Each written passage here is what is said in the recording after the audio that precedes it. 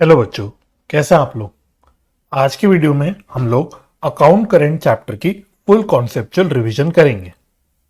आप लोग इस रिवीजन को एज ऑडियो बुक भी यूज कर सकते हैं। आपको सिर्फ मेरी बातों को सुन के अपने कॉन्सेप्ट्स को रिकैप करने पे फोकस करना है। एक बात का ध्यान रखना है आपको, हम लोग कोई भी क्वेश्चन या कोई भी एग्जाम्पल डिटेल में डिस्कस नहीं करेंगे। हमारा सारा फोकस रहेगा सिर्फ कॉन्सेप्चुअल रिवीजन पे। तो अगर आपको कोई डिटेल क्वेश्चन की डिस्कशन देखनी है तो उसके लिए आप डिटेल वीडियो लेक्चर्स में जा सकते हैं, जहां पे मैंने सारे इंपॉर्टेंट क्वेश्चंस डिस्कस कर रखे हैं और सारे वीडियो लेक्चर्स में टाइम स्टैम्प्स भी हैं, तो आप उसका इस्तेमाल कर सकते हैं। तो चलिए बिना किसी देरी के हम लोग इस रिवीजन की शुरुआत करते हैं।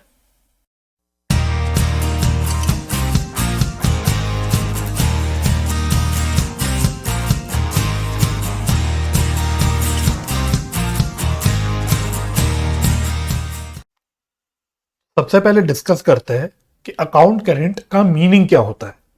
तो account current is a running transaction या a running statement of transaction between parties for a given period of time. तो जब दो पार्टीज के बीच में कई सारी ट्रांजैक्शंस होती है ड्यूरिंग द ईयर या ड्यूरिंग अ पीरियड, तो उस केस में आपका अकाउंट करेंट बनता है, जिसमें सारी आपकी ट्रांजैक्शंस आती है। It is a form of ledger account. पहले देखना, ये एक लेजर अकाउंट की तरह ही बनता है, यानी आप जैसे लेजर्स बनाते हो टी शेप में, वैसे ही बनता है आपका अकाउंट करेंट भी, राइट। तो आप अगर सेल करते हो तो आपका डेटर होता है, अगर आप परचेज करते हो तो आपका क्रेडिटर होता है, राइट। तो जैसे आप डेटर का अकाउंट बनाते हो या जैसे आप क्रेडिटर का अकाउंट बनाते हो, वैसे ही आपका अकाउंट करेंट बनता है। तो सवाल उठा, सर जब हम डेटर का और क्रेडिटर का अकाउंट बनाते ही हैं तो हमारा अकाउंट करेंट बनाने का क्या पर्पस है, अकाउंट करेंट का क्या रिलेवेंस है, क्यों जबरदस्ती एक हम अकाउंट करेंट का अलग से चैप्टर पढ़ रहे हैं। तो आपको एक कॉन्सेप्ट पता होगा प्रैक्टिकली, जब भी कोई सेल या परचेज होती है तो उसकी पेमेंट की एक ड्यू डेट होती है प्रैक्टिकली। अगर पेमेंट ड्यू डेट से पहले हो जाती है तो उसको हम बोलते हैं अर्ली पेमेंट, जिस केस में हम लोग रिबेट या इंटरेस्ट अलाउ करने की बात करते हैं। सिमिलरली अगर पेमेंट ड्यू डेट के बाद होती है तो उसको हम बोलते हैं डिलेड पेमेंट, जिस केस में इंटरेस्ट चार्ज करने की बात होती है। ठीक है, तो आपने जो बचपन से डेटर और क्रेडिटर के लेजर अकाउंट बनाने सीखे हैं, उसमें कहीं पे भी आप इंटरेस्ट कैलकुलेशन को कंसिडर नहीं करते थे। लेकिन जब हम अकाउंट करेंट बनाते हैं, अकाउंट करेंट बनाने का पर्पस ही ये होता है, या फिर उसकी जो यूएसपी ही होती है वो, कि उसमें हम लोग इंटरेस्ट की कैलकुलेशन को भी इंक्लूड करते हैं, चाहे वो इंटरेस्ट अलाउ कर रहे हो, चाहे वो हम इंटरेस्ट चार्ज कर रहे हो, जो भी ट्रांजैक्शंस पे, उस पे हम लोग इंटरेस्ट कैलकुलेशन को भी कंसिडर करते हैं। तो बेसिकली अकाउंट करेंट में हम लोग इंटरेस्ट भी दिखाते हैं। तो ये इसकी यूएसपी हो जाती है। इसकी यूएसपी एक और है, इसकी यूएसपी एक और है, ठीक है। एक मेन यूएसपी तो ये है, एक यूएसपी और है। तो आपको फर्क समझ आना चाहिए कि भाई आप अकाउंट करेंट पढ़ क्यों रहे हो, तभी आप इस चैप्टर को अप्रिशिएट कर पाओगे। जब हम लोग क्रेडिट सेल की बात करते हैं तो हम डेटर का लेजर अकाउंट बोलते हैं अलग। जब हम क्रेडिट परचेज की बात करते हैं तो हम क्रेडिटर का लेजर अकाउंट अलग बोलते हैं। लेकिन कई बार हो सकता है एक सेम ही पार्टी है, सेम पार्टी है, सपोज मिस्टर एक्स, जिसको हम लोग सेल भी करते हैं और जिससे हम लोग परचेज भी करते हैं। तो एक ही पार्टी है, एक ही पार्टी को हम सेल भी कर रहे हैं, एक ही पार्टी से हम परचेज भी कर रहे हैं, यानी एक ही पार्टी हमारी डेटर भी है और यही हमारी क्रेडिटर भी है। तो इस केस में हम फिर अलग अलग अकाउंट नहीं बनाते, इस केस में फिर हम एक सेम अकाउंट करेंट ही बनाते हैं, जिसमें हम लोग सब कुछ दिखाते हैं। तो नेचुरल सी बात है, सेल होगी तो सेल की भी ड्यू डेट होगी, परचेज होगी, परचेज की भी ड्यू डेट होगी, तो आपकी यहां पे भी इंटरेस्ट की बात आएगी। तो चाहे सेल हो रही हो सेम पार्टी को, चाहे परचेज हो रही हो, उसकी जो भी ड्यू डेट है, सबकी हम लोग इंटरेस्ट की कैलकुलेशन को कंसिडर करते हैं अकाउंट करेंट में। ठीक है, तो यही मेन आपका ऑब्जेक्टिव हो जाता है सीखने का, कि अकाउंट करेंट बनाया कैसे जाता है, उसको यूज कैसे किया जाता है। ठीक है, तो ये it includes interest allowed and charge on various transaction, right. तो मीनिंग क्लियर, मीनिंग रिकॉल हो गया होगा अच्छे से आपको। अच्छा, एप्लीकेशन या एग्जांपल कि अकाउंट करेंट प्रैक्टिकली कहां कहां एप्लीकेबल होता है। तो यहां से आपका थ्योरी का छोटा मोटा सवाल आ सकता है, कम प्रोबेबिलिटी है बट आ सकता है, राइट। तो आपको लिखना आना चाहिए कि अगर आपसे पूछ ले कि what are the applications of account current, तो क्या क्या आप लिख सकते हो। तो है, पहला है transaction between a trader and customer या ट्रेडर एंड वेंडर। तो अपने कस्टमर के साथ जो वो ट्रेडिंग करता है, सेल वगैरह करता है, वो आ सकता है, या फिर किसी के साथ वो परचेज करता है, किसी वेंडर से परचेज करता है, तो उस इन दोनों के बीच की जो ट्रांजेक्शन होती है उसमें आप लोग यूज कर सकते हो अकाउंट करेंट, जहां पे पेमेंट जो है टुकड़ों में होती है। ऐसा नहीं कि एक बार में पेमेंट हो जाती, खरीदा और पे कर दिया, अलग अलग डेट पे अलग अलग टुकड़ों में पेमेंट होती है, और जहां पे इंटरेस्ट की बात होती है। ठीक है, तो सबसे बड़ा जो आपका फैक्टर है जहां पे आप अकाउंट करेंट यूज करते हो वो है इंटरेस्ट की, आपकी इंटरेस्ट की बात होगी। Similarly transaction between bankers and customers, है ना, बैंक और कस्टमर्स के बीच में ट्रांजैक्शन होती है, वहां पे यूज होता है, तो वो भी हम लोग एक प्रैक्टिकल क्वेश्चन में डिस्कस करते ही हैं। Similarly transaction between consignor and consignee where again interest is applicable. देखो आप सारे एप्लीकेशंस में नोटिस करोगे हर जगह इंटरेस्ट जो है वो एक कॉमन एलिमेंट रहेगा। बैंक और कस्टमर्स के बीच में भी इंटरेस्ट होता है ना, हम बैंक के पास पैसा डिपॉजिट करते हैं तो उस डिपॉजिट पे हमें इंटरेस्ट मिलता है, या हम बैंक से लोन लेते हैं, उधारी लेते हैं, उस पर हम लोगों को से इंटरेस्ट चार्ज किया जाता है। सिमिलरली यहाँ कंसाइनर कंसाइनी की बात करी, और यहाँ पे भी बोला कि तब इसका रेलेवेंस है जब इंटरेस्ट एप्लीकेबल हो। जब इंटरेस्ट एप्लीकेबल नहीं तो फिर तो अकाउंट करेंट का झमेला लेने की जरूरत ही नहीं है। अकाउंट करेंट बनाने का जो झमेला है वो सारा इंटरेस्ट की वजह से आता है, राइट। सिमिलरली लास्ट देखो, in case of joint venture where each co venture is entitle to interest and no separate books of accounts is maintain. तो आप खाली थोड़ा लर्न कर लो, क्योंकि आप देखो जॉइंट वेंचर आप लोगों के कोर्स से हट चुका है बहुत पहले, तो अब ज्यादा आपको हो सकता है इतने अच्छे से समझना है कि जॉइंट वेंचर में ये no separate books of accounts की क्या बात लिखी है, जो भी है, तो उस ज्यादा लफड़े में आपको पढ़ना नहीं, बस आपको एग्जाम्पल पता होना चाहिए कि जॉइंट वेंचर के केस में भी जो को वेंचरर्स होते हैं, बेसिकली जो मिलके काम करते हैं, उनके बीच की जो ट्रांजैक्शन भी होती है उसके लिए भी अकाउंट करेंट बन सकता है। अगेन कॉमन एलिमेंट, जहां पे हमारे जो को वेंचरर्स होते हैं उनको इंटरेस्ट का अधिकार होता है। ठीक है, तो ये जो 3-4 आपके एग्जाम्पल्स हैं ये आपको पता होने चाहिए। अगर आपसे कोई पूछ ले कि अकाउंट करेंट की एप्लीकेबिलिटी या उसके कहां कहां एप्लीकेशन होती है या किन किन केसेस में ये यूज होता है, क्या क्या इसके एग्जाम्पल्स हो सकते हैं, किसी भी शब्दों में आपसे पूछ ले तो आप इसको मोटा मोटा अपने शब्दों में थोड़ा सा तोड़ मरोड़ के लिख सकते हो।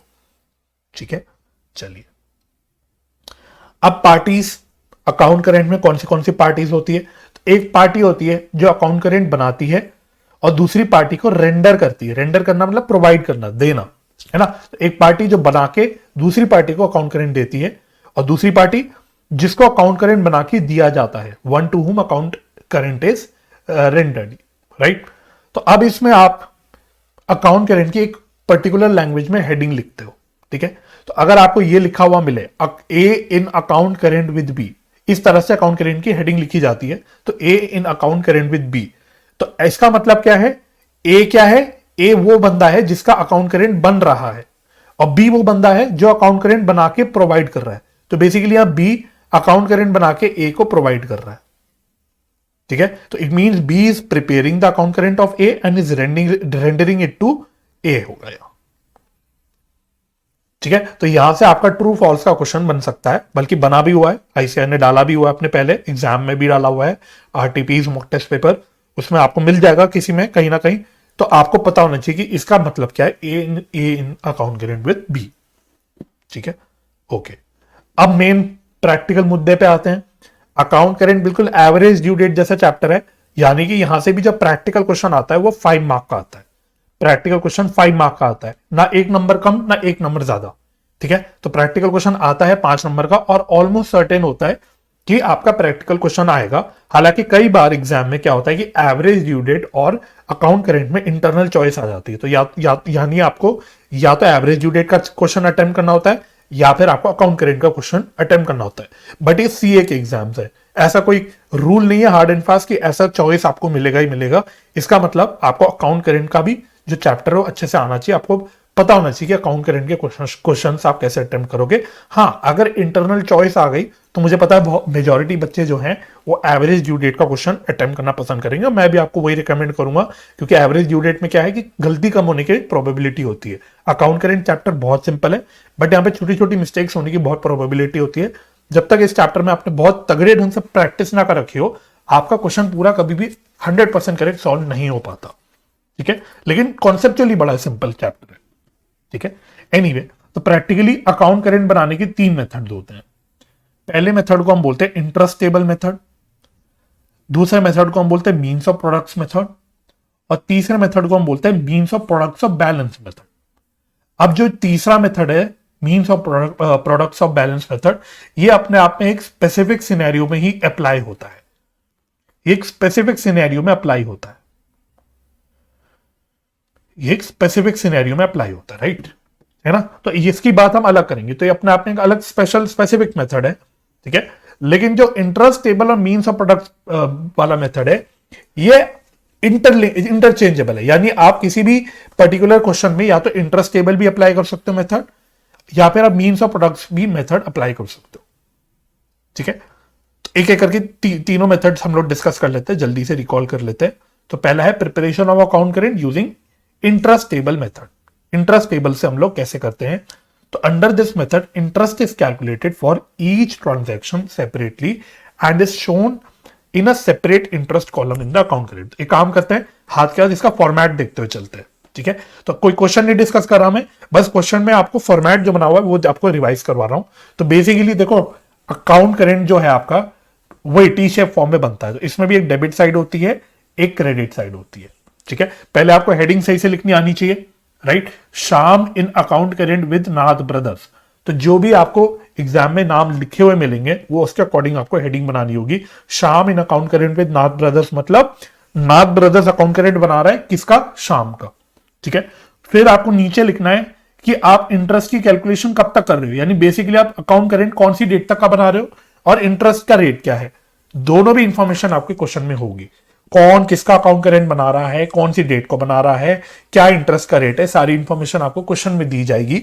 उसकी चिंता नहीं करनी, बस आपको हेडिंग में डालना आना चाहिए, ठीक है। तो पहले आपने प्रॉपरली हेडिंग डाल दी, फिर आपका नॉर्मल टी शेप फॉर्मेट बन जाता है। बस इसमें ध्यान रखना है, डेबिट साइड और क्रेडिट साइड दोनों भी साइड यहां पे कितने कॉलम होते हैं, दोनों भी साइड यहां पे 6 कॉलम्स होते हैं। तो डेबिट साइड भी क्या क्या कॉलम होता है, पहला होता है ट्रांजैक्शन डेट का, फिर होता है पर्टिकुलर्स, फिर होता है ड्यू डेट, फिर होता है अमाउंट, फिर नंबर ऑफ डेज और फिर इंटरेस्ट का कॉलम, फिर इंटरेस्ट का कॉलम, ठीक है। तो सिमिलरली 6 कॉलम्स आपके क्रेडिट साइड पे भी होते हैं, transaction date, particulars, due date, amount, days and interest, ठीक है। तो फॉर्मेट आपको अच्छे से आना चाहिए। अगर आपने अभी तक सवालों की प्रैक्टिस कर रखी होगी तो आई एम क्वाइट श्योर आपको फॉर्मेट ऑलरेडी लर्न होगा। अगर लर्न नहीं है तो ये फॉर्मेट आप लर्न जरूर करिएगा, राइट। तो इस प्रकार का आपका फॉर्मेट बनता है।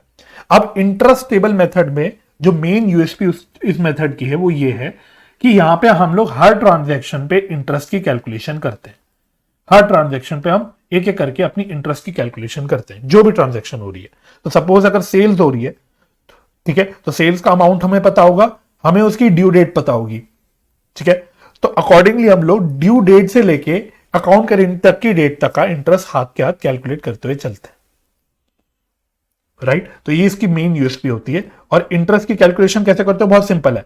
अमाउंट ऑफ ट्रांजैक्शन, जितनी की भी ट्रांजैक्शन हुई है, चाहे सेल हुई हो चाहे परचेस हुई हो, इनटू रेट अपॉन 100, ये आपको इंटरेस्ट गिवन होगा, into number of days divided by 365। तो बेसिकली आप यहां पे नंबर ऑफ डेज की गिनती करते हुए चल रहे होगे, जो आप चलोगे from due date to date of account current. तो ये नंबर ऑफ डेज के बेसिस पे आपको प्रोपोर्शनेटली हर ट्रांजैक्शन में अलग अलग से इंटरेस्ट की कैलकुलेशन करनी होती है। तो क्या नहीं, ये काफी टीडियस मेथड होता है, क्योंकि आपको हर ट्रांजैक्शन डालनी है, हर ट्रांजैक्शन में अपने कैलकुलेटर उठा के इंटरेस्ट की कैलकुलेशन करनी है। तो ये टाइम कंज्यूमिंग और टीडियस होता है, लेकिन ये भी एक तरीका होता है आपका अकाउंट करेंट बनाने का, ठीक है। तो नंबर ऑफ डेज कहां से कहां तक लेते हो आप, number of days from due date of transaction to the date of preparation of account current, ठीक है। डेट ऑफ ट्रांजैक्शन से लेके या ड्यू डेट ऑफ ट्रांजैक्शन से लेके डेट ऑफ अकाउंट करेंट तक का आप लोग इंटरेस्ट का कैलकुलेशन करते हो नंबर ऑफ डेज लेके। Balance left in interest column is known as balance of interest. इससे पहले आपकी नंबर ऑफ डेज की कैलकुलेशन आपको क्लियर होनी चाहिए। पहले नंबर ऑफ डेज की कैलकुलेशन एक बार फटाफट से रिकैप कर लेते हैं कि कैसे करते हैं। नंबर ऑफ डेज के लिए हम लोग जो ड्यू डेट होता है उसको एक्सक्लूड करते हैं, और जो date of preparation of account current होता है उसको हम लोग इंक्लूड करते हैं, ठीक है। तो सिंपल भाषा में जो आप एवरेज ड्यू डेट में जैसे नंबर ऑफ डेज की कैलकुलेशन करते हो, बिल्कुल उसी मैनर में आपको यहां पे करनी होती है। लेकिन जब कई बार आपको क्वेश्चन में ओपनिंग बैलेंस भी गिवन होता है, तो ओपनिंग बैलेंस में आपको याद रखना है कि ओपनिंग बैलेंस के केस में आपको जो नंबर ऑफ डेज की गिनती करनी है उसमें आपको दोनों भी ओपनिंग डेट भी इंक्लूड करनी है और साथ साथ date of preparation of account current भी इंक्लूड करनी है। तो याद क्या रखना है, ट्रांजैक्शन के केस में ड्यू डेट को एक्सक्लूड करना है और अकाउंट करेंट की डेट को इंक्लूड करना है at the time of calculating number of days. लेकिन ओपनिंग ट्रांजैक्शन के केस में, ओपनिंग बैलेंस के केस में, जो ओपनिंग डेट है और अकाउंट करेंट की डेट है, दोनों भी इंक्लूड करके आपको गिनती करनी है नंबर ऑफ डेज की। ठीक है। और दूसरी बात, अगर किसी ट्रांजैक्शन में आपको ड्यू डेट डायरेक्टली नहीं गिवन है, या तो वो ड्यू डेट दे देगा तो कोई दिक्कत नहीं, बट अगर ड्यू डेट नहीं गिवन है तो फिर जो ट्रांजैक्शन डेट है उसी को हम लोग ड्यू डेट की तरह ट्रीट कर लेते हैं। ठीक है। तो कोई सेल हुई सपोज, या तो सेल की आपको वो ड्यू डेट बता दे कि भाई कितने दिनों बाद या कितने महीने बाद ड्यू डेट पड़ी की इसकी, तो वेल एंड गुड। अगर ड्यू डेट नहीं बता रखी आपको सवाल में, तो जो सेल की डेट है उसी सेल की डेट को ही हम लोग ड्यू डेट की तरह ट्रीट कर लेते हैं। ठीक है। और एक और बात याद रखना, बिल्स ऑफ एक्सचेंज के केस में एज यूजुअल, अगेन मैं याद दिला रहा हूं, अगर बिल्स ऑफ एक्सचेंज होगा, बिल्स की बात होगी, तो जब आप ड्यू डेट की कैलकुलेशन करोगे तो अपना वही ग्रेस डेज वाला पॉइंट और अपना जो पब्लिक हॉलीडे, वीकेंड्स के केस में, संडेज के केस में क्या करते हो, और इमरजेंसी हॉलीडेज के केस में क्या करते हो, सारे पॉइंट्स जो आपके बिल्स ऑफ एक्सचेंज में आप ड्यू डेट की कैलकुलेशन में कंसिडर करते हो, सेम पॉइंट्स आपको यहां पे भी कंसिडर करने होते हैं। ठीक है। चलिए, अच्छा अब आ जाते वापस। अब आपने पूरा अपना अकाउंट करेंट बना लिया, सब कुछ डाल दिया, सेल परचेज वगैरह जो भी सब डाल रहे हैं। एक बात का और ध्यान रखना, सेल परचेज के केस में या बिल्स ऑफ एक्सचेंज के केस में तो ड्यू डेट होगी, लेकिन जब कैश की पेमेंट या कैश की रिसिप्ट की बात होगी तो उस केस में जो डेट ऑफ पेमेंट और डेट ऑफ रिसिप्ट है वही आपकी ड्यू डेट होगी। ठीक है। तो कैश जिस दिन मिल रहा है या कैश जिस दिन पे हो रहा है वही आप ड्यू डेट में सेम डेट डाल दोगे। ठीक है। तो सेम डेट चलती रहेगी। ठीक है। क्योंकि कैश की पेमेंट और कैश की सेटलमेंट तो जिस डेट हो रही है उस डेट हो रही है, उसकी कोई ड्यू डेट की थोड़ी बात करेंगे हम लोग। ठीक है। ओके। तो अब आपने सब कुछ डाल दिया, तो सब कुछ बनाने के बाद सबसे पहले आपको इंटरेस्ट कॉलम को बैलेंस करना होता है। तो इंटरेस्ट कॉलम को बैलेंस करते हो आप, तो इंटरेस्ट कॉलम का जो बैलेंस बचता है उसको हम बोलते हैं बाय बैलेंस ऑफ इंटरेस्ट या टू बैलेंस ऑफ इंटरेस्ट, जिस भी साइड बच रहा हो, तो उसको हम बेसिकली बोलते हैं बैलेंस ऑफ इंटरेस्ट। ठीक है। तो सबसे पहले हम लोगों को इंटरेस्ट का जो कॉलम होता है उसको टोटल करके बैलेंस करना होता है। राइट। तो ये लिखा हुआ है balance left in interest column is known as balance of interest. ठीक है। अच्छा, नेट इंटरेस्ट फिर आप डालते हो। जब आपने बैलेंस इंटरेस्ट निकाल दिया तो उसको आप जो नेट इंटरेस्ट आपने निकाला है तो वो आप डालते हो, और वो आता है opposite side of the balance of interest. मतलब जिस साइड आपका बैलेंस ऑफ इंटरेस्ट बचा है उसके ऑपोजिट साइड पे आता है नेट इंटरेस्ट। तो यहां पे भी देखो, जैसे सवाल नहीं डिस्कस करा, बस आपको दिखाते हुए चल रहा हूं। तो अगर बैलेंस ऑफ इंटरेस्ट इधर बचा, बैलेंस ऑफ इंटरेस्ट इधर बचा, तो अब आप इस इंटरेस्ट को लेके आओगे यहां पे अपनी मेन अमाउंट के कॉलम में, क्योंकि इंटरेस्ट आपको लेके आना है। मेन मुद्दा यही है भाई, मेन पर्पस ही हम लोग इंटरेस्ट की कैलकुलेशन करना चाहते हैं, लेकिन ये आएगा ऑपोजिट साइड पे। तो अगर इधर बचा है बैलेंस ऑफ इंटरेस्ट तो इसके ऑपोजिट साइड हम आ जाएगा हमारा इंटरेस्ट। ठीक है। तो अब इंटरेस्ट डालने के बाद फिर आपको नॉर्मली अकाउंट को क्लोज करना होता है, यानी जैसे आप मतलब अपने डेटर क्रेडिटर के अकाउंट क्लोज करते हो वैसे इस अकाउंट को हमको क्लोज करना होता है। ठीक है। तो आई होप आपको पूरा अच्छे से याद आ गया होगा कि यहां पे आपको कैसे काम करना होता है। चलिए आगे बढ़ते हैं। डिटेल लेक्चर में तो हमने सारे क्वेश्चंस को आराम आराम से सॉल्व किया था, तो आप उसको भी चेकआउट कर सकते हैं अगर आपको देखना हो तो।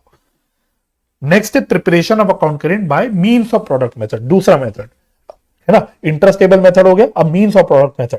ये मेथड ध्यान रखना बिल्कुल मेथड नंबर 1 की तरह है, इंटरेस्ट टेबल की तरह है, सेम फॉर्मेट बनता है, सेम फॉर्मेट बनता है, बस एक फर्क आ जाता है। बस यहां पे एक फर्क आ जाता है। सर वो फर्क क्या होता है?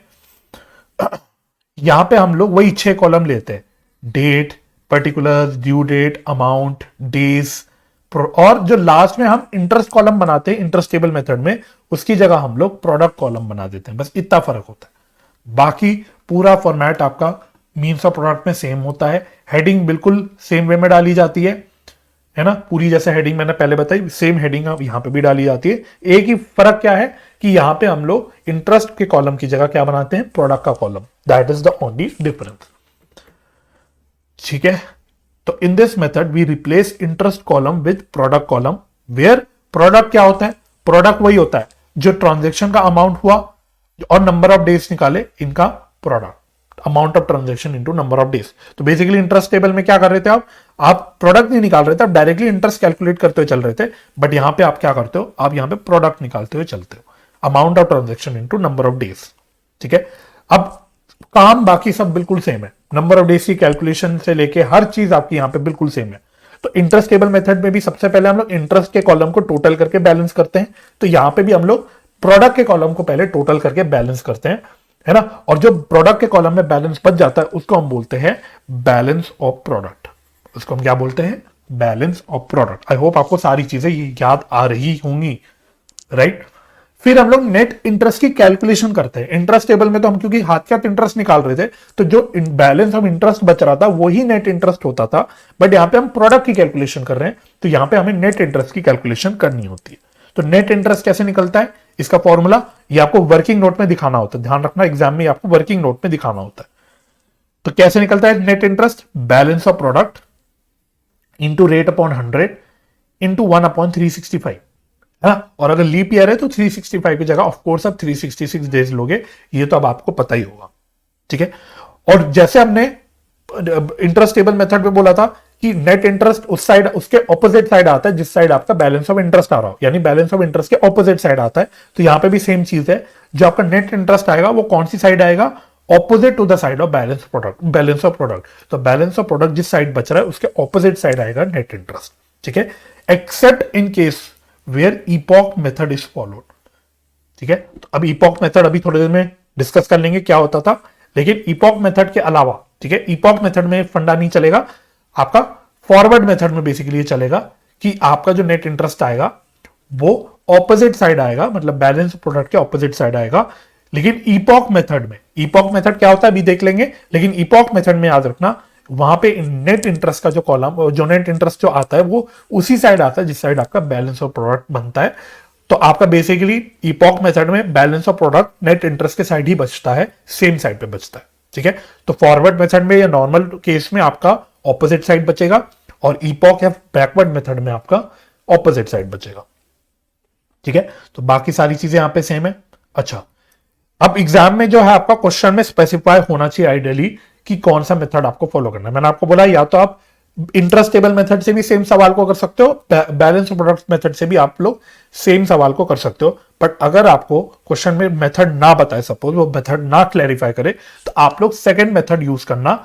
यह आप लोगों की सहूलियत के लिए बोल रहा हूं, क्योंकि इंटरेस्ट टेबल मेथड में आपका काम ज्यादा होता है, आपको हर ट्रांजैक्शन में इंटरेस्ट की कैलकुलेशन करनी होती है, जबकि बैलेंस ऑफ प्रोडक्ट मेथड में तो आपको सिर्फ प्रोडक्ट निकालते हुए चलना है और इंटरेस्ट की कैलकुलेशन सिर्फ एक बार करनी होती है। तो इसलिए आप लोग मेथड नंबर 2 को फॉलो करना। अब यहां पे नंबर ऑफ डेज की कैलकुलेशन कैसे होती है?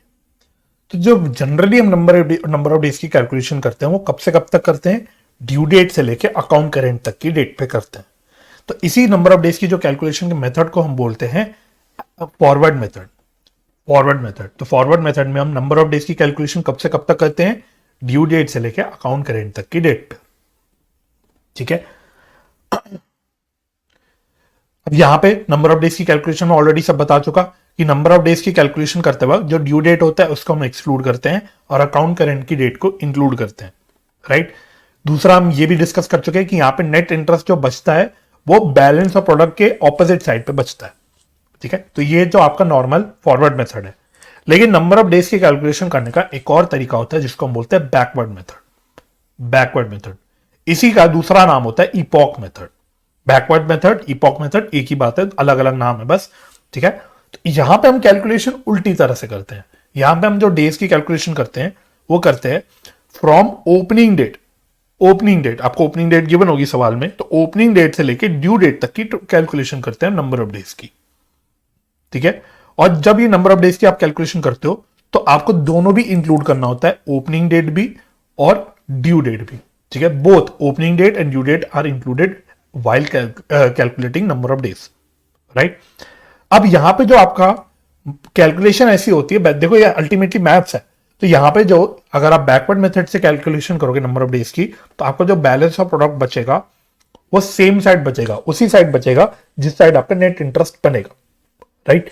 तो आपका यहां पे याद रखना है नेट इंटरेस्ट सेम साइड पे आएगा जिस साइड आपका बैलेंस ऑफ प्रोडक्ट है। तो दोबारा से रिकैप करवा देता हूं, फॉरवर्ड मेथड के केस में बैलेंस ऑफ प्रोडक्ट के ऑपोजिट साइड पे आता है नेट इंटरेस्ट, और इपॉक या फॉरवर्ड मेथड, इपॉक या बैकवर्ड मेथड में आपका जो नेट इंटरेस्ट आता है वो बैलेंस ऑफ प्रोडक्ट के साइड पर ही आता है।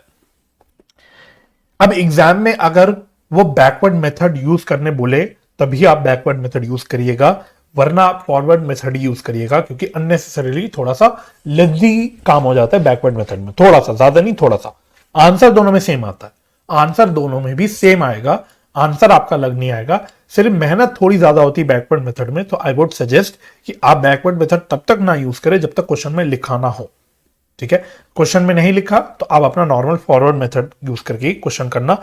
आपके स्टडी मटेरियल में बैकवर्ड मेथड पे कोई भी क्वेश्चन नहीं है, और मेरी नॉलेज में अभी तक किसी भी एग्जाम में, फाउंडेशन के एग्जाम में एटलीस्ट बैकवर्ड मेथड क्वेश्चन नहीं पूछा गया है। तो प्रोबेबिलिटी मैं कहता हूं बहुत कम होती है बैकवर्ड मेथड की, लेकिन जीरो नहीं है, आ सकता है एग्जाम में। आपके स्टडी मटेरियल में एक एग्जाम्पल है, ठीक है। तो उस एग्जाम्पल को एक बार आपको दिखा देता हूं, जिस एग्जाम्पल को उन्होंने दोनों फॉरवर्ड और बैकवर्ड मेथड से सॉल्व कर रखा है। तो फॉरवर्ड और बैकवर्ड मेथड में का फर्क समझने के लिए, दोनों मेथड पे की प्रैक्टिस करने के लिए आप इस एग्जाम्पल को रेफर कर सकते हैं, जो कि पेज नंबर 6.111 पे है आपके लेटेस्ट स्टडी मटेरियल के, ठीक है। तो ये छोटा सा सवाल बना रखा है उन्होंने, जिसको उन्होंने फॉरवर्ड और बैकवर्ड मेथड दोनों से करने बोला हुआ है, ठीक है। तो फॉरवर्ड तो आपका सेम बिल्कुल वही है, जो बैलेंस और प्रोडक्ट मेथड होता है वो इसी को हम फॉरवर्ड मेथड की तरह करते हैं। अब इसी मेथड को हम लोग बैकवर्ड मेथड में भी कर सकते हैं या इपॉक मेथड में भी कर सकते हैं। तो यहां पे आपको क्या करना होता है, जो नंबर ऑफ डेज की कैलकुलेशन करनी होती है वो ओपनिंग डेट से लेके ड्यू डेट तक करनी होती है, ठीक है। अब नेचुरल सी बात है, जो आप ओपनिंग बैलेंस डालोगे, है ना, ये आई ओपनिंग डेट पे रहा है, तो यहां पे तो नंबर ऑफ डेज जीरो आएंगे, और बाकी जगह पे क्या होता है, आपका जो नंबर ऑफ डेज आता है वो ड्यू डेट से लेके, सॉरी, ओपनिंग डेट से लेके ड्यू डेट तक आता है नंबर ऑफ डेज, ठीक है। तो बस उसी तरह आपको करते हुए चलना है, प्रोडक्ट आपका वैसे निकलता है, ठीक है। अब सब कर आने के बाद यहां पे आपको एक एक्स्ट्रा काम करना होता है ना। आपको ये नहीं कि सीधा उठा के प्रोडक्ट के कॉलम को बैलेंस करके बैलेंस ऑफ प्रोडक्ट निकालो, आपको एक काम और करना पड़ता है, वो ये वाला काम होता है, जो आपको याद रखना है, ये, ठीक है। तो आपको क्या करना होता है, बेसिकली आपको देखना होता है कि मेरा अमाउंट के कॉलम का डिफरेंस किधर बच रहा है। तो जैसे ये पर्टिकुलर एग्जांपल में इधर 200 रुपए का डिफरेंस बच रहा था, राइट। तो आप टोटल कर लेना, यहाँ 600, 300, 900 आ रहा है, यहाँ 200, 100, 400, ये 700 आ रहा है। तो 900 माइनस 700, 200 इधर बच रहा है एक बैलेंस, ठीक है। इसको आप यहां पे लिखोगे नहीं, सिर्फ इमेजिन करोगे कि यहां पे 200 रुपए का बैलेंस बच रहा है। तो इस 200 रुपए के बैलेंस पे आपको ओपनिंग डेट से लेके क्लोजिंग डेट तक, या ओपनिंग डेट से लेके अकाउंट करेंट की डेट तक के नंबर ऑफ डेज की बेसिस पे प्रोडक्ट निकालना होता है। तो यहां पे आपको देखो, जैसे सवाल के अंदर अगर आपने कर रखा होगा तो आपको समझ आएगा। इस सवाल के अंदर ओपनिंग डेट हमारी 1 जुलाई को थी और क्लोजिंग डेट हमारी कब थी, 31 दिसंबर को। तो 1 जुलाई से 31 दिसंबर ओपनिंग से क्लोजिंग डेट के बीच में नंबर ऑफ डेज गिने तो वो आ गए 184, ठीक है जी। तो अब आपको ये जो आपने इमेजिन किया कि 200 रुपए का बैलेंस बच रहा है, इस 200 रुपए पे आपको पूरे ओपनिंग से क्लोजिंग डेट तक के हमें प्रोडक्ट निकालना होता है। तो 184 डेज के हिसाब से 200 रुपए पे यहां पे प्रोडक्ट निकाल जाता है, ठीक है। अमाउंट मत डाल देना बस यहां पे, ठीक है। तो ये एक आपको एक्स्ट्रा काम करना होता है, इस पर मैं एक एरो बना देता हूं, ठीक है। तो बस बैकवर्ड मेथड में एक एक्स्ट्रा आपको ये काम करना होता है। उसके बाद फिर आप अपना प्रोडक्ट का कॉलम टोटल करके बैलेंस करते हो। तो देखो यहां पे आपका बैलेंस ऑफ प्रोडक्ट इधर बच गया। बाय द वे हम इसको भी बैलेंस ऑफ प्रोडक्ट बोलते हैं, जो हमने यहाँ पे इमेजिनरी अब फिगर को लेके, नेट फिगर को लेके बेसिकली नंबर ऑफ डेज की हमने कैलकुलेशन करी, और यहाँ पे जो अब फाइनली प्रोडक्ट का कॉलम का टोटल करके बैलेंस बचता है उसको भी हम लोग बैलेंस ऑफ प्रोडक्ट बोलते हैं, ठीक है। बस यहाँ पे बात क्या होती है कि आपका बैलेंस ऑफ प्रोडक्ट उसी साइड बचता है जिस साइड नेट इंटरेस्ट आएगा, तो सेम साइड पे हम लोग इंटरेस्ट की कैलकुलेशन कर लेते हैं। इंटरेस्ट की कैलकुलेशन वही उसी तरीके से होती है जैसे आपके नॉर्मल केस में होती है, ठीक है। तो आप इस एग्जांपल में देख लेना, आपका बैलेंस ऑफ प्रोडक्ट सेम आएगा, सिर्फ ऑपोजिट साइड पे आएगा, इतना ही फर्क है, ठीक है। तो आपका नेट इंटरेस्ट भी सेम आएगा और क्लोजिंग बैलेंस अकाउंट का भी सेम आएगा, ठीक है।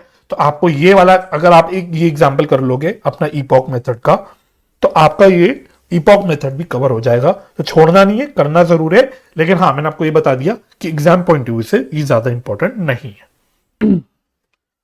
अब यहां पे हमारा एक और छोटा सा कॉन्सेप्ट होता है जिसको हम बोलते हैं रेड इंक इंटरेस्ट।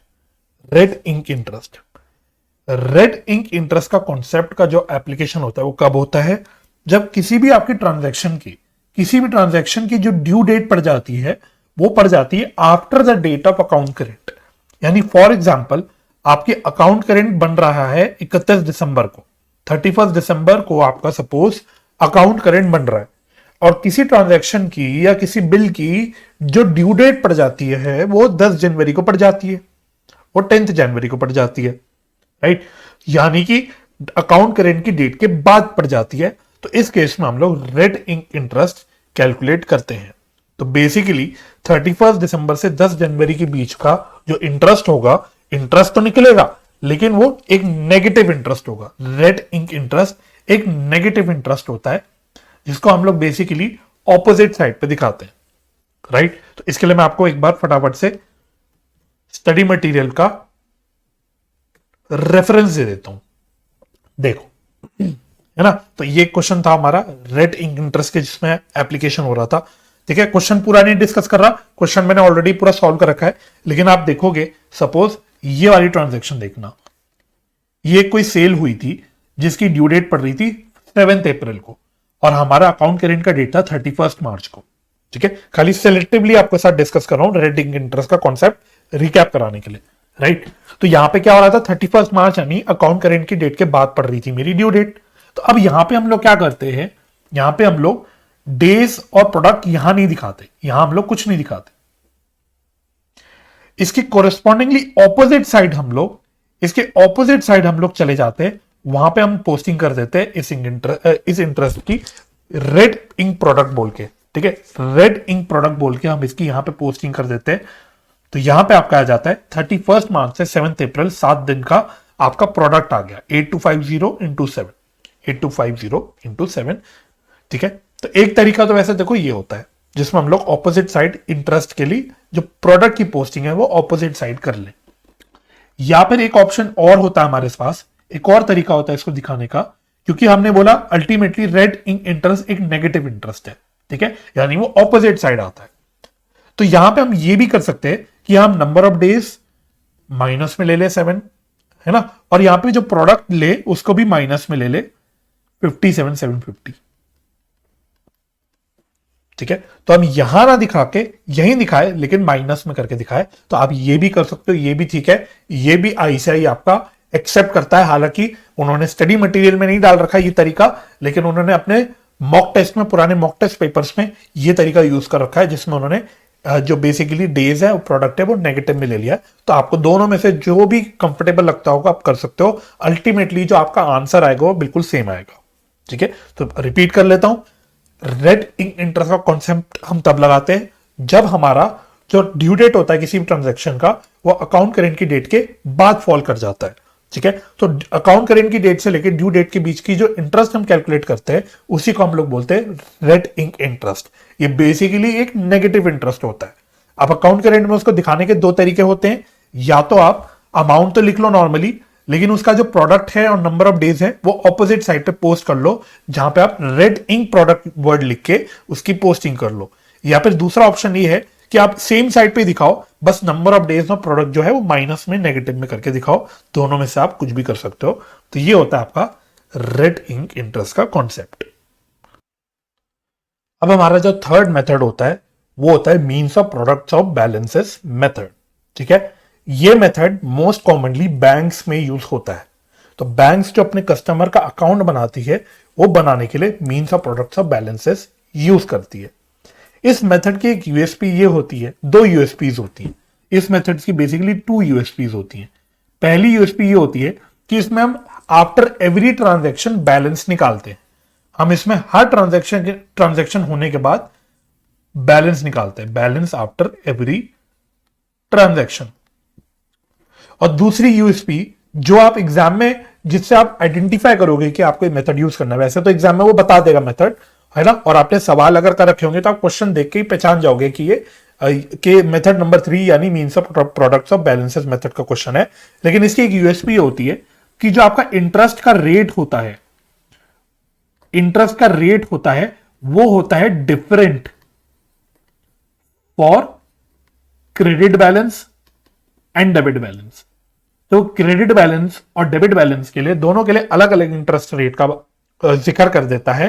तो इससे सबसे अच्छी पहचान होती है इस मेथड की। ठीक है, बाकी दोनों मेथड्स में ऐसा नहीं होता, बाकी दोनों मेथड्स में एक ही इंटरेस्ट का रेट होता है जो हम लेके चलते हैं, लेकिन यहां पे वो आपको क्रेडिट बैलेंस और डेबिट बैलेंस के लिए अलग अलग इंटरेस्ट रेट बता देता है। तो दो मेजर यूएसपी हो गई, एक तो हम आफ्टर एवरी ट्रांजेक्शन बैलेंस निकालते हैं इसमें, और दूसरा हम लोग यहां पे अलग अलग इंटरेस्ट रेट यूज करते हैं for credit balance and debit balance. ठीक है, तो इसके लिए आपके स्टडी मटेरियल में दो सवाल दे रखे हैं, एक इलस्ट्रेशन भी दे रखा है और एक प्रैक्टिकल क्वेश्चन भी दे रखा है, तो आप वो कर जरूर लेना, है ना। फॉर्मेट फटाफट से एक बार दिखा देते हैं, इसका फॉर्मेट आपको पता होना चाहिए। फॉर्मेट कैसे बनता है, तो पहला कॉलम बनता है डेट का, दूसरा कॉलम बनता है पर्टिकुलर्स का, फिर आपका डेबिट और क्रेडिट। ठीक है, अगला कॉलम होता है डेबिट और क्रेडिट। ठीक है, डेबिट और क्रेडिट, और अगला कॉलम होता है बैलेंस। ठीक है, तो डेबिट और क्रेडिट में बेसिकली आप ये लिखते हो कि जो आप बैलेंस निकाल रहे हो वो बैलेंस डेबिट बैलेंस निकल रहा है कि वो क्रेडिट बैलेंस निकल रहा है, उसके लिए हम लोग डेबिट और क्रेडिट लिखते हैं, राइट। उसके बाद अगला कॉलम होता है नंबर ऑफ डेज का, अभी नंबर ऑफ डेज कैसे निकालते हैं अभी डिस्कस करेंगे। फिर लास्ट दो कॉलम्स होते हैं आपके डेबिट प्रोडक्ट और क्रेडिट प्रोडक्ट के। ठीक है, तो अब इस जो मेथड में हमें क्या करना होता है, सारे ट्रांजैक्शंस जो आपको गिवन होंगे सवाल में, सारे ट्रांजैक्शंस जो आपको गिवन होंगे सवाल में, उसको क्रोनोलॉजिकली पहले लिख लो, क्रोनोलॉजिकली लिख लो, राइट। ठीक है, कैश डिपॉजिट हो रहा है, उसके बाद कैश विड्रॉ हो रहा है, डिपॉजिट हो रहा है, विड्रॉ हो रहा है, डिपॉजिट हो रहा है, विड्रॉ हो रहा है। ठीक है, तो आप क्रोनोलॉजिकली लिख लो, राइट। अब बैंक बनाता है, देखो अकाउंट करेंट जो है ये बैंक बना रहा है। ठीक है, तो बैंक क्या करता है, अगर हम अपने अकाउंट में पैसा जमा करते हैं तो हम तो अपनी किताबों में डेबिट करते हैं बैंक को, लेकिन बैंक हमारे अकाउंट को क्रेडिट करता है। ठीक है, तो जब भी पैसा जमा होगा तो बैंक क्रेडिट करेगा हमारे अकाउंट को, और जब भी हम पैसा विड्रॉ करेंगे अपने अकाउंट से तो बैंक हमारे अकाउंट को डेबिट करेगा। ये चीज आपको याद रखना है। ठीक है, ये चीज का जिक्र हमने बैंक रिकंसिलिएशन स्टेटमेंट के चैप्टर में भी किया था और यहां दोबारा कर रहा हूं। ठीक है, चलो, तो अब यहां पे आपने क्रोनोलॉजिकली लिख लिया। ठीक है, जहां पे कैश डिपॉजिट हो रहा है उसको आपने क्रेडिट के नीचे लिख लिया, जहां पे आपका कैश विड्रॉ हो रहा है वहां आपने उसको डेबिट के नीचे लिख लिया। ठीक है, अब आपको सारी ट्रांजेक्शन होने के बाद एक एक करके बैलेंस निकालना होता है। तो पहली ट्रांजेक्शन 30,000 की क्रेडिट हुई तो बैलेंस 30,000 का क्रेडिट ही बचा। दूसरी ट्रांजेक्शन 12,000 का और क्रेडिट हुआ तो 30,000 का बैलेंस चल रहा था क्रेडिट, और आपका 12,000 का और क्रेडिट हो गया तो अब आपको 42,000 का बैलेंस निकल गया जो कि क्रेडिट बैलेंस है। तो इस प्रकार से आपको सारी ट्रांजैक्शंस के बाद बैलेंस निकालना होता है, और यह भी देखते रहना होता है कि आपका जो बैलेंस निकल रहा है वो क्रेडिट बैलेंस निकल रहा है कि डेबिट बैलेंस निकल रहा है। ठीक है, तो जैसे कि अगर आप यहां देखोगे, यहां तक मेरा 24,000 का क्रेडिट बैलेंस आ रहा था। ठीक है, इसके लिए आपको देखना पड़ेगा, 24,000 का क्रेडिट बैलेंस आ रहा था, उसके बाद हमने 30,000 विड्रॉ कर दिया, यानी हमारे अकाउंट में 30,000 डेबिट हो गए। तो 24,000 के क्रेडिट बैलेंस में से 30,000 रुपए डेबिट हो गए, तो अब मेरा बैलेंस कितना बच गया, 6,000 रुपए का बैलेंस बच गया, जो कि अब क्रेडिट बैलेंस से बदल के डेबिट बैलेंस हो चुका है, राइट। तो इस प्रकार से आपको सारे क्रेडिट एंड डेबिट बैलेंसेस को निकालना यहां पे पड़ता है। ठीक है, अच्छा, उसके बाद फिर आपको नंबर ऑफ डेज लेने होते हैं। अब नंबर ऑफ डेज कैसे लिखते हैं, नंबर ऑफ डेज कैसे लेने हैं, बहुत सिंपल तरीका है। मैंने आपको बोला था क्रोनोलॉजिकली आपने ट्रांजैक्शन ले ली, क्रोनोलॉजिकली आपने ट्रांजैक्शन देख ली, तो आपको बस देखना है कि नेक्स्ट ट्रांजैक्शन के बीच में हमारे कितने नंबर ऑफ डेज है। तो यहां पे 2 जनवरी के बाद अगर 15 जनवरी को अगली ट्रांजैक्शन हो रही है तो मेरा 15 - 2 यानी 13 दिन का गैप हो गया, तो ये आपको नंबर ऑफ डेज लेने होते हैं। ठीक है, तो आपको नेक्स्ट ट्रांजैक्शन तक देखना है कि कितने नंबर ऑफ डेज बचे हैं, वो आपको नंबर ऑफ डेज में लेना होता है। और ध्यान रखना है, जब लास्ट ट्रांजैक्शन हो जाएगी, जब लास्ट ट्रांजैक्शन हो गई, सपोज 15 जून को मेरी आखिरी ट्रांजैक्शन हो गई, अब इसके बाद कोई और ट्रांजैक्शन तो है नहीं, तो लास्ट ट्रांजैक्शन होने के बाद जो नंबर ऑफ डेज लेने होते हैं वो आपको क्लोजिंग डेट तक लेने होते हैं। जिस भी डेट पर आपका करंट अकाउंट करेंट बन रहा है उस डेट तक का आपको नंबर ऑफ डेज लेना होता है। तो अगर 30 जून को जैसे मेरा अकाउंट करेंट बन रहा है और 15 जून को मेरा लास्ट ट्रांजैक्शन हुआ था, तो 15 जून की जो ट्रांजैक्शन है उसमें जो हम नंबर ऑफ डेज लेंगे वो लेंगे कि हमारी क्लोजिंग ऑफ अकाउंट तक कितने नंबर ऑफ डेज बचे हैं। ठीक है, अच्छा, फिर आपको डेबिट प्रोडक्ट और क्रेडिट प्रोडक्ट को भरना होता है। तो बहुत सिंपल है, आपने बैलेंस निकाल दिया, आपने हर ट्रांजैक्शन के बाद बैलेंस निकाल लिया, आपने ये भी देख लिया डेबिट बैलेंस है कि क्रेडिट बैलेंस है, आपने नंबर ऑफ डेज भी गिनती कर ली। तो अब आपका जो डेबिट प्रोडक्ट और क्रेडिट प्रोडक्ट होता है वो कुछ नहीं होता, वो balance into number of days होता है। तो जो आपने बैलेंस निकाला इंटू नंबर ऑफ डेज जब आप करोगे तो आपका प्रोडक्ट निकल के आ जाएगा। अगर जो आपका बैलेंस क्रेडिट बैलेंस है तो प्रोडक्ट आएगा क्रेडिट प्रोडक्ट के अंदर, अगर आपका बैलेंस डेबिट बैलेंस है तो आपका प्रोडक्ट आएगा डेबिट प्रोडक्ट के अंदर, बस ये है। ठीक है, तो अगर क्रेडिट बैलेंस चल रहा है तो प्रोडक्ट आएगा क्रेडिट प्रोडक्ट के नीचे, अगर डेबिट बैलेंस चल रहा है तो प्रोडक्ट आएगा डेबिट प्रोडक्ट के नीचे। बस ऐसे ऐसे आपको करके चलना होता है और फाइनली आपको डेबिट प्रोडक्ट और क्रेडिट प्रोडक्ट के कॉलम का टोटल करना होता है। ठीक है, अब आपको सवाल में वो बताएगा, क्वेश्चन में वो आपको बताएगा अलग अलग रेट। तो देखो जैसे उसने यहां बोल रखा था 5% डेबिट बैलेंस पे लगाना है, 2% क्रेडिट बैलेंस पे लगाना है। ठीक है, तो अब जो आपने डेबिट प्रोडक्ट का टोटल निकाला, उस पे आप डेबिट बैलेंस का इंटरेस्ट रेट लगा दोगे। ठीक है, और जो आपने क्रेडिट प्रोडक्ट का टोटल निकाला, उस पे आप लोग क्रेडिट बैलेंस का टोटल का इंटरेस्ट लगा लोगे। ठीक है, तो क्रेडिट प्रोडक्ट के बैलेंस का क्रेडिट प्रोडक्ट का जो टोटल है उसमें क्रेडिट बैलेंस का इंटरेस्ट लगेगा, डेबिट प्रोडक्ट का जो टोटल है उस पर डेबिट बैलेंस का इंटरेस्ट रेट लगेगा, सिंपल। ठीक है, तो वो कैसे लगेगा, आप जो भी प्रोडक्ट निकला हुआ है, जो टोटल निकाला है आपने प्रोडक्ट का, उसको रेट से मल्टीप्लाई कर दोगे और डिवाइड कर दोगे 365 से। एक दिन का निकालना है, क्योंकि नंबर ऑफ डेज तो आप ऑलरेडी कैलकुलेट कर चुके हो, तो आपको बस 1/365 से मल्टीप्लाई करके इसको निकाल लेना है। ठीक है, तो आपका डेबिट बैलेंस पे टोटल इंटरेस्ट निकल जाएगा, क्रेडिट बैलेंस पे टोटल इंटरेस्ट निकल जाएगा, और फिर आपको देख लेना है कि आपका नेट इंटरेस्ट किधर बच रहा है। ठीक है, फिर आपका नेट इंटरेस्ट किधर बच रहा है आपको देख लेना है। तो यहां पे अगर क्रेडिट पे जो इंटरेस्ट आ रहा है वो ज्यादा आ रहा है, तो आपका जो नेट इंटरेस्ट आएगा वो आएगा क्रेडिट में। ठीक है, तो बस ऐसे आपको करना होता है अपना ये वाला सवाल, और इंटरेस्ट लगाने के बाद फिर वही अपना आपको फाइनल बैलेंस निकाल लेना होता है कितना आएगा। ठीक है, तो ओरली डिस्कस तो कर लिया है, मैंने इसका क्वेश्चन भी सॉल्व किया हुआ अपनी डिटेल लेक्चर में, तो आप उसको भी चेकआउट कर सकते हैं। राइट, तो ये था दोस्तों आपका अकाउंट करेंट का चैप्टर। तो बेहद आसान चैप्टर है, बेहद आसान चैप्टर है। बस एक ही आपकी रिक्वायरमेंट है कि आपने क्वेश्चंस की प्रैक्टिस कर रखी हो, तभी आपका इस चैप्टर पे ग्रिप आ पाएगा। ठीक है, तो मैंने अपनी तरफ से प्रयास करा कि एक छोटी वीडियो से आपके सारे कॉन्सेप्ट जल्दी जल्दी रिकैप करा दूं, लेकिन अगर आपने क्वेश्चंस नहीं कर रखे होंगे तो फिर आपके लिए बिल्कुल यूजलेस हो जाएगी रिवीजन। तो मेक श्योर जरूर करना कि आपकी क्वेश्चंस की प्रैक्टिस अच्छे से हो रखी हो। ठीक है, मेरे हिसाब से फ्री के 5 नंबर है, थोड़ी प्रैक्टिस रिक्वायर्ड है, बस और कुछ नहीं। ठीक है, तो मैं उम्मीद करता हूं ये रिवीजन आपको हेल्पफुल लगी होगी। अगर ये रिवीजन आपको थोड़ी सी भी अच्छी लगी, थोड़ी सी भी हेल्पफुल लगी, तो प्लीज थोड़ा मेरे को भी सपोर्ट कर लेना, वीडियो को लाइक और शेयर जरूर करना, चैनल सब्सक्राइब कर देना अगर अभी तक नहीं किया है, और फ्यूचर वीडियोस की नोटिफिकेशन के लिए बेल आइकन भी प्रेस कर देना। तो मुझे अपना समय देने के लिए बहुत बहुत धन्यवाद। अपना ख्याल रखिए, परिवार का ख्याल रखिए, हंसी खुशी रहिए, एक दूसरे की मदद करते रहिए, और पॉजिटिव माइंडसेट से पढ़ाई करते रहिए। हम मिलेंगे नेक्स्ट वीडियो में, तब तक के लिए bye bye and take care.